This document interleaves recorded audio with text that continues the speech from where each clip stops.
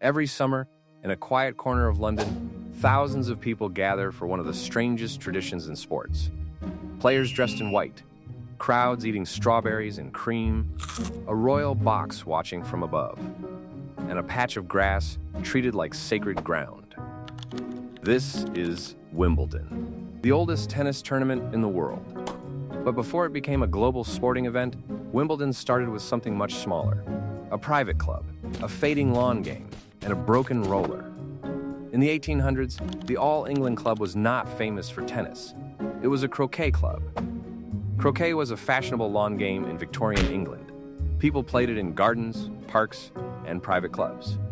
But over time, interest in croquet began to fade. The club needed something new.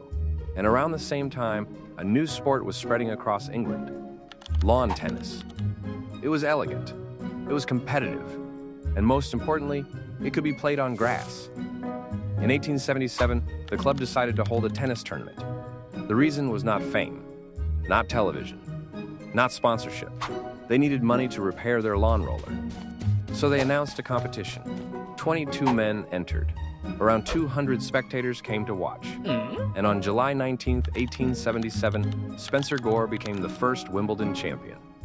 The final lasted less than an hour. And just like that, a small club event became the beginning of tennis history.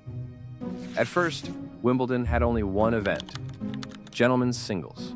No women's championship, no doubles, no international superstars. But the tournament grew quickly. In 1884, Wimbledon added ladies' singles and gentlemen's doubles.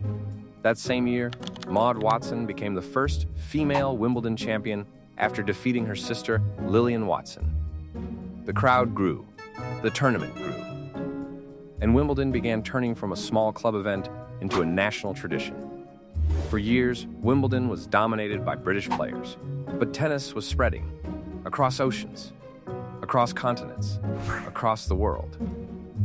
In 1905, May Sutton from the United States became the first overseas Wimbledon champion. In 1907, Norman Brooks from Australia became the first foreign men's champion. This changed Wimbledon. It was no longer just Britain's tournament.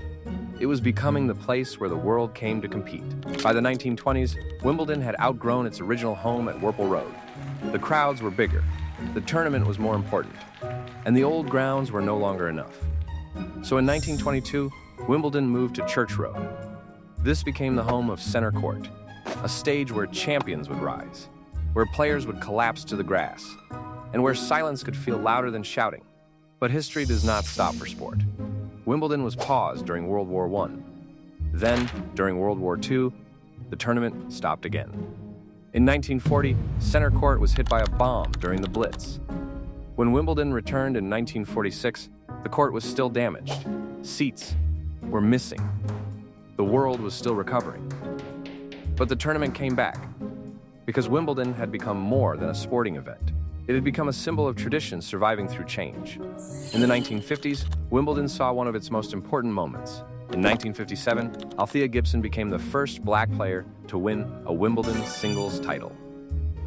This was not just a sports victory. It was a cultural moment, a reminder that tennis, like the world around it, was changing.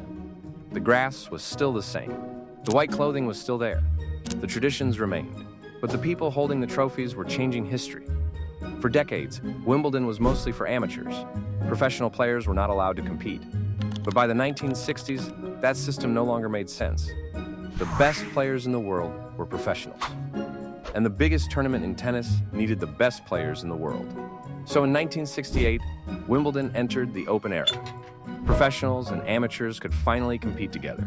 The game became faster, the rivalries became bigger, and Wimbledon became even more important. From the 1970s onward, Wimbledon became television drama. Bjorn Borg brought calm precision. John McEnroe brought fire. Martina Navratilova dominated the grass. Boris Becker arrived as a teenager and shocked the world. Then came Pete Sampras, Steffi Graf, the Williams sisters, Roger Federer, Serena Williams, Novak Djokovic. Every generation brought new champions, but the stage stayed the same: green grass, white clothes, and the pressure of Center Court. Wimbledon is famous because it changes slowly, very slowly. It protects its traditions. Players still wear white. Grass is still the surface. Strawberries and cream are still part of the experience. But Wimbledon has changed too. In 2007, it introduced equal prize money for men and women. In 2009, center court received a retractable roof. Technology improved. Broadcasts expanded. And Wimbledon became a global event watched around the world. Today, Wimbledon is more than a tennis tournament. It is a time machine. Victorian lawns, world wars, social change, global champions, and modern tennis all meet on the same grass. It began with 22 men and a broken roller. It became a stage for champions from every part of the world. And every summer, when the first ball is served, Wimbledon asks the same question it has asked since 1877. Who can handle the silence? The pressure, the tradition, and the grass?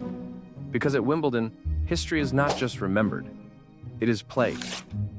Like, share, and subscribe, and remember. Champions change, rackets evolve, but somehow, Wimbledon still has the entire tennis world respectfully standing on a lawn.